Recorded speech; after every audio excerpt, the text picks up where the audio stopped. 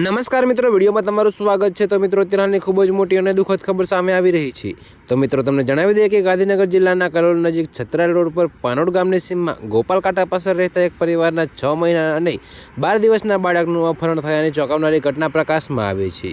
જી હા મિત્રો, તો તમને વધુમાં જણાવીએ કે દિવાળીના તહેવાર દરમિયાન ખરીદી કરીને પરત ફરતી વખતે એક અજાણી મહિલાએ બાળક પરિવારના કબજામાંથી છીનવી લીધું હતું। જોકે કલોલ તાલુકા પોલીસે સીસીટીવી ફૂટેજને આધારે ગુનો નોંધીને તપાસ શરૂ કરી હતી, જે બાદ બાળક મળી ગયું હતું।